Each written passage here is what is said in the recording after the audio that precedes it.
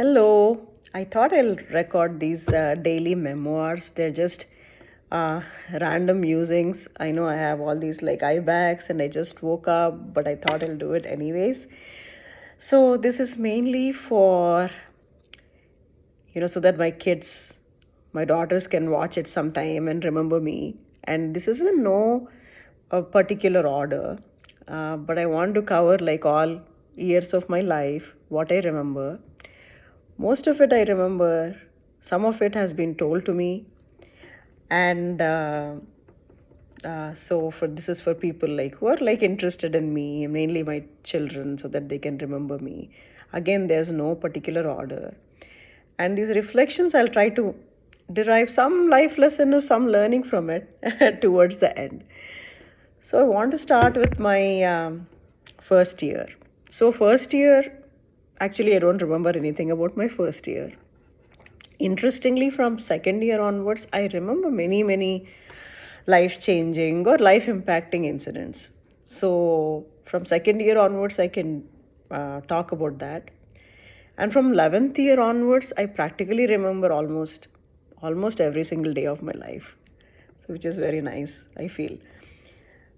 So the first year, what I've been told is in my first year, after a few hours after I was born, my mother wanted a girl child very badly, a baby girl. So after a few years, few hours after I was born, my mom had a very passionate love for animals. She was a vet's daughter and she had a very passionate love for animals. So she had a pet dog, kind of like a Labrador, I think it was. I have never seen it, and you'll soon hear why. And it had white fur. It was white in color, and its name was Budgie. So while my mother was in the hospital, I think just after giving birth to me, this dog got run over by a truck, by a vehicle. And it had a few hours to live. And my aunt, my Pinny, my mom's youngest sister, my mom has two sisters. So she actually found it, and the dog was badly injured. Budgie was badly injured. I hear that she carried Budgie on her shoulder, and the dog was in so much pain that it actually bit her on the shoulder. And eventually, a few hours later, Budgie passed away. And my mom, meanwhile, had given birth to me. But a strange incident that was related to me was in the hospital, in the labor room where she was resting after giving birth to me. My dad was with her. She saw something white that was going round and round and round, like a white shape, like a cloud that was going round and round and round. And for some reason, maybe the medication or the pain or the thing, she kept thinking it was the dog. So she kept telling my dad, like, is Budgie here? Is that the thing? And that was very spooky.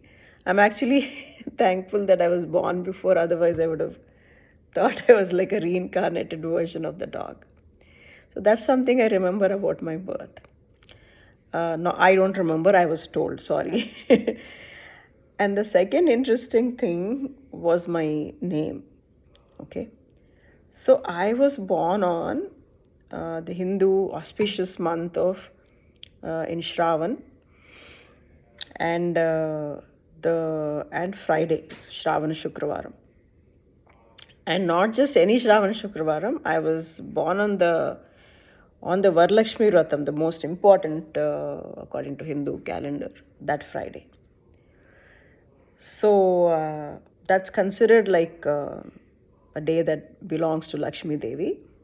And I feel very special, and I found this out later, many years later, when I got married, that when they take home, when the in-laws, according to Hindu tradition or Hindu culture, when they take home or marry and take home a girl born on Shravana Shukravaram, any Shukravaram actually is considered auspicious, considered Lakshmi Devi's day, but Shravan Shukravaram in particular And even more, the Varalakshmi day that I was born, they actually gave a couple of pieces of gold coins to uh, to my parents, taking it away, because it's a representation of their taking the wealth away. So because I was born on that day, I was my initial name was I was named Lakshmi. Okay. And interestingly, I think because I was born on Varalakshmi Day. But later on, my second uncle, apparently, and I was told this, he came to see me in the hospital, and after I was named, and he asked, he was curious what the name was, and when they said it's Lakshmi, he said, no, it's very old fashioned, and let's name her something modern. So then they picked an extension of the name. Okay, so I was born. My birth star is Anuradha Nakshatra. Okay, so they named me Lakshmi Anuradha. But Anuradha was added later upon the recommendation of my uncle. Of course, Anuradha is also old fashioned now, but I'm so happy because I like my middle name. Anuradha is actually my middle name very much. And I'm so happy that my uncle recommended that.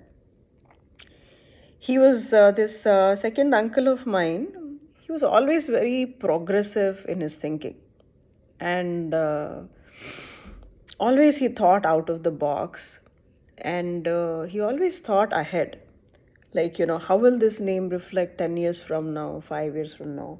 And actually, I don't think he liked his name very much, because my mom's brothers and sisters, they all have very nice sounding names. They all have two names, for first name and middle name, very nice sounding ones. But the second uncle, only for him somehow, they gave him the name of his grandfather. Okay, so his name is the only one that is very traditional. And so I think I'm glad that maybe from that angle also he said, let's name her something modern. So I'm very grateful that he visited, and I'm very grateful that another name was added. So for the longest time, when I was a kid, my grandmother, my dad's mother, used to live with us. And our ritual, I remember before every school year was, she would bring the brown, paper that used to be there in India, and cover all of them, put labels, and write my name. She used to do this for my brother also, for me also. And when I was a very, very young child, of course, I didn't join school yet. So I only had books that are like nursery rhymes books and story books and all that. So in all of them, she would diligently write B. B was my family name, Boddapati. B, L, A. B, Lakshmi Anuradha. So I remember the first 6 years of my life, not first 5 years of my life, my name was Lakshmi Anuradha. Okay. My brother was 7 years older than me. So people used to ask me what my name was. I used to tell the full name. My name is B. Lakshmi Anuradha. But he used to tease me a lot. Maybe it was sibling rivalry, or maybe he was older, or maybe he was just being a boy. He used to always tease me. My name is B. Lakshmi Anuradha. So I started somehow disliking that name Lakshmi, because I was being teased a lot by him. And also, when I was growing up, all the domestic help that used to help us, they were all called Lakshmi. So I somehow didn't like this name.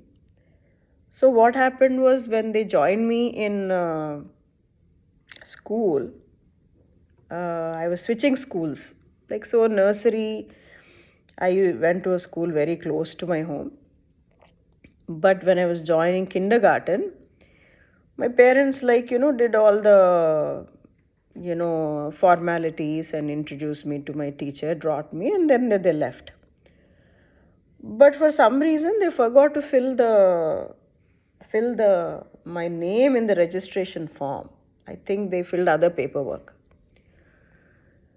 So my principal and the clerk there who was there, they asked, "What is the name? What is your name?"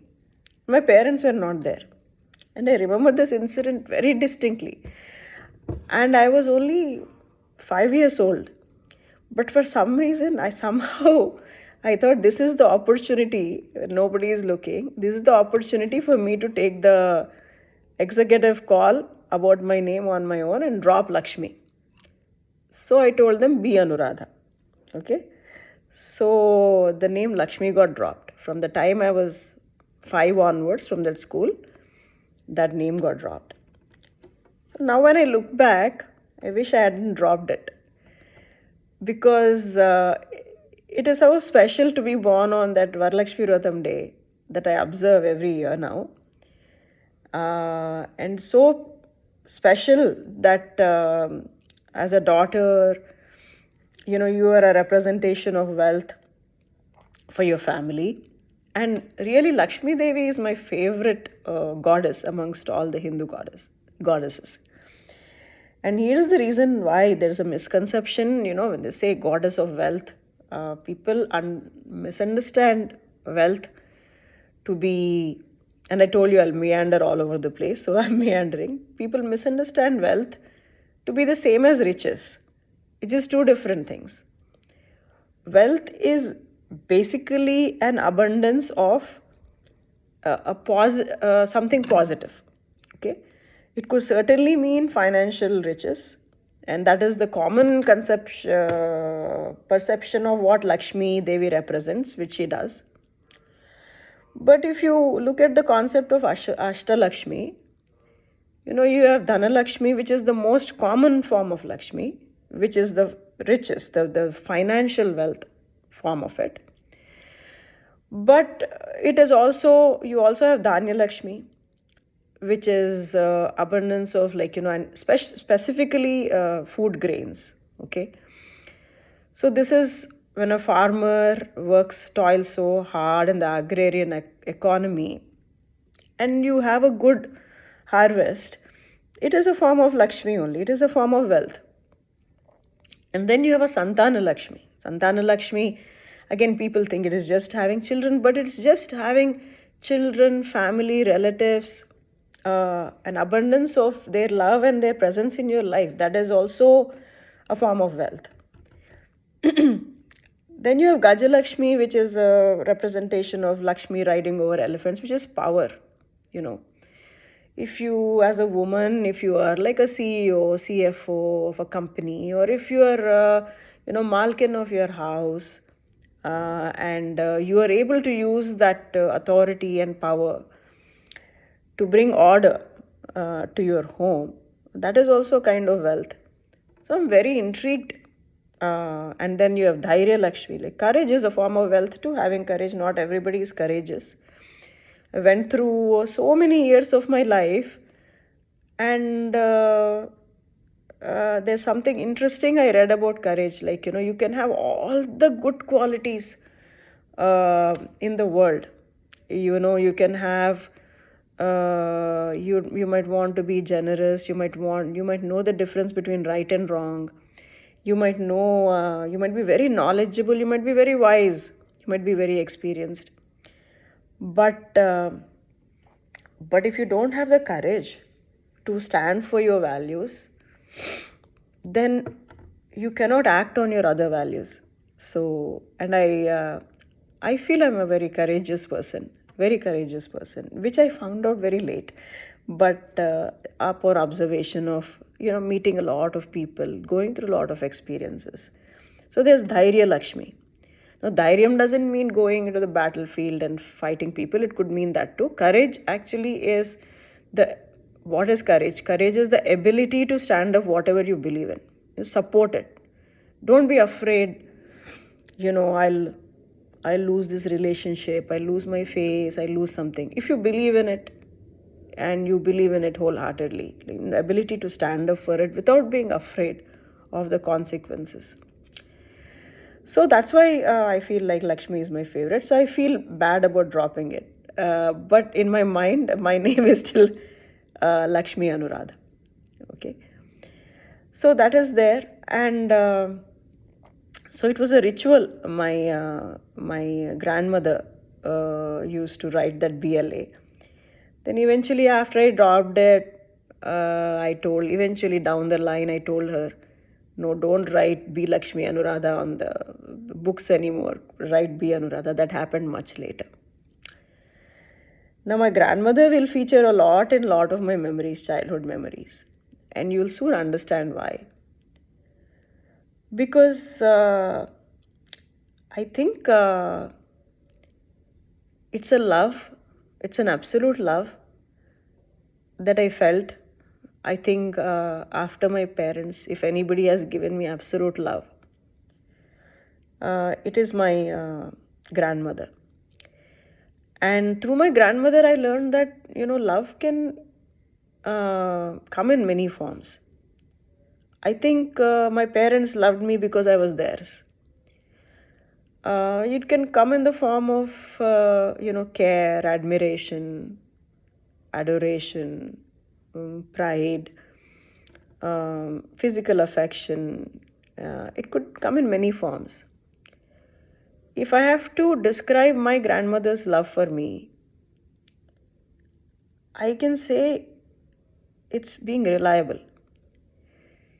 Whatever I wanted, I could want some basic things like I want my school uniform ironed, or I want something to eat, or I want her to wake me up after 2 hours, or I just want to be there. I just want her to sit there while I'm doing something without saying anything.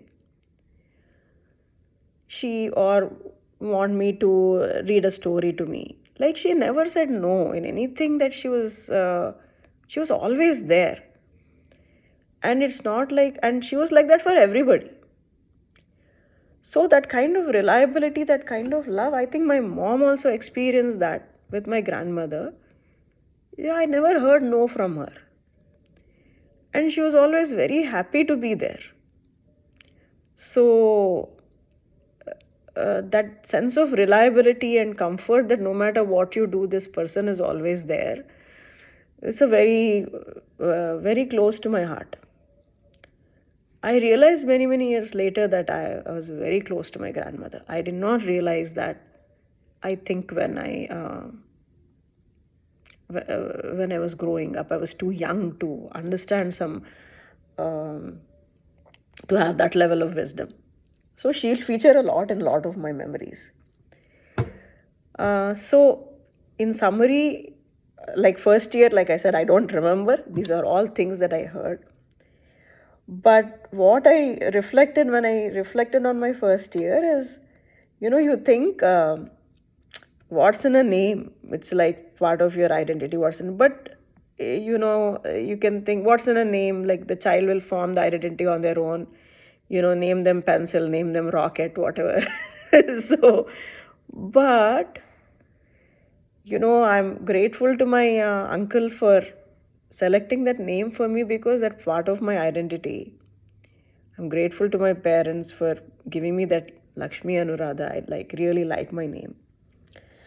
And the other thing I would reflect on is, see, in your memories, I feel that one, and this is for my children, the lesson I would show is, see, always be grateful for things that people have contributed to your life. It's very easy to have a long list of expectations and then say, this person didn't do this person didn't do this person didn't do this. And then it's very difficult to, have that, like, it's a very negative way of thinking. But if you remember people, how they've contributed, and doesn't always have to be something very concrete. Like my uncle having a significant role to play in my selection of my name, I can just take it as an incident, or I can remember it as something he contributed towards me. I choose to remember it as something that he contributed towards me because, I want to feel thankful, I want to feel grateful, I want to feel blessed. So the only way to feel that is remember all the nice things that have happened to you, and that doesn't mean bad things haven't happened to me. Some people have been very mean to me, and a lot of bad things have happened to me. But I think when you remember in your memories, you should never forget small things that had some small impact or large impact in your life, and be thankful for it. So that's my year one. And next reflection will be some incidents from my second year. Okay? Bye.